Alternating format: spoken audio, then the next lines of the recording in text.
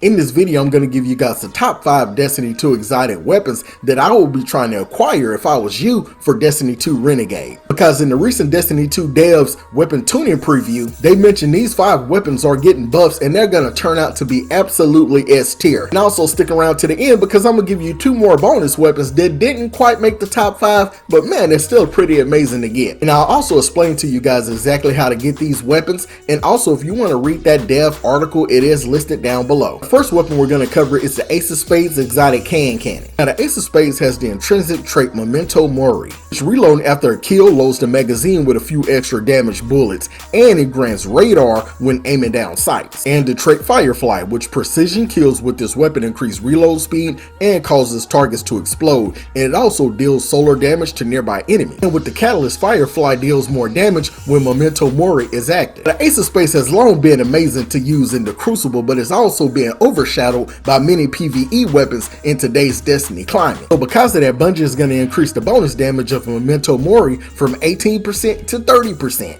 And they're going to increase the maximum damage in PvE from 65 to 100 and increase the minimum damage in PvE from 0 to 20. And they're going to also increase the area of effect size from 6 meters to 7.5 meters. And they're going to increase the damage fall off start from 30% of area of effect size to 50%, which will keep the full damage for more distance. Now the Ace of Spades has always been a good choice to use in PvE simply for the sci-fi gaming experience. However, most Guardians would never use this weapon for in-game activity, so hopefully now with these changes, we'll be able to use it more. And you can get the Ace of Spades from the exotic archive at the tower, and to get it, it'll cost you an exotic cipher and some glimmer. Now to get the Ace of Spades exotic catalyst, you must own the weapon first, then after that, you can get it from a random drop from completing activities such as strikes, nightfalls, and crucible matches. Also down in the comment section, I would definitely know what exotics you guys are looking forward to using in Destiny 2 Renegade. Also do me a favor and like this video so that way YouTube algorithm will push this to more Destiny 2 Guardians so they can get the help that they need. Now the next weapon is going to be the Hawkmoon exotic cannon. Now Hawkmoon has the intrinsic trait Paracausal Shot, which final blows and precision hits with Hawkmoon grant stacks a paracausal charge. Now the final round in the magazine deal bonus damage based on the number of stacks. And with its catalyst, it adds +1 to the magazine. It also grants increased handling, reload speed, and weapon range based on the number of paracausal charges. Having perfect accuracy with Hawkmoon in PvP has always been worth it. However, most players, and including Bungie, feels that it's not really worthwhile in PvE. So now in PvE, Bungie is going to be adding bonus damage per stacks of paracausal charges to further reward pacing your shots and remaining accurate in PvE. This will allow you to go for final blows instead of precision hits if you already have a high stack later in the match. So now it'll get PvE damage bonus per stack of paracausal charge, and it's going to max out at 70% at 8 times paracausal charge,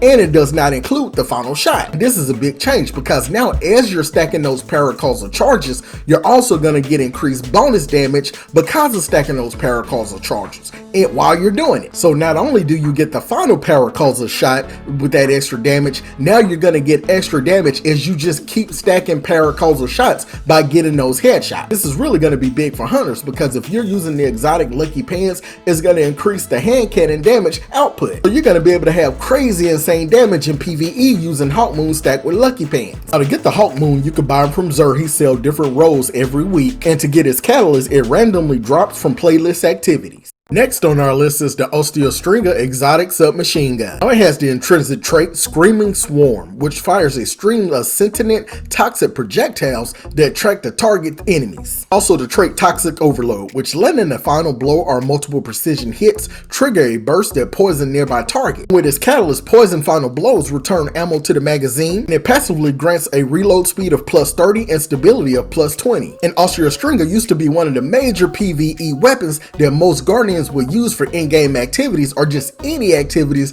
because it was so powerful. However, back in Final Shape, Bungie gave this weapon a nerf and many players was mad and calling it uncalled for because Bungie gave the weapon a 4-second cooldown on the poison burst on kills, and many players were upset about that. So Bungie said they understand this is a weapon that could dominate the PvE meta, especially in conjunction with necrotic grip. So they said they're buffing it, but they want to be a little bit cautious, but they don't want to leave the longtime fans of this weapon feeling like it's being gutted. So Bungie is reducing the cooldown on the poison burst on Osteo Striga final blows from 4 seconds down to 2 seconds. Alright, so to all my warlocks, this is your PSA. Go ahead and get that necrotic Osteo combo out the vault. Now, to get the Osteo Striga in Destiny 2, you must complete the Witch Queen campaign and then craft it at the relic in the Enclave on Mars. And to get the Osteo Striga catalyst, you must first craft the weapon after completing the Witch Queen campaign, and then after crafting, you must use the weapon to defeat enemies and reach level 10. Now, once the weapon is level 10, return to the Enclave and reship the weapon and the relic to add the catalyst.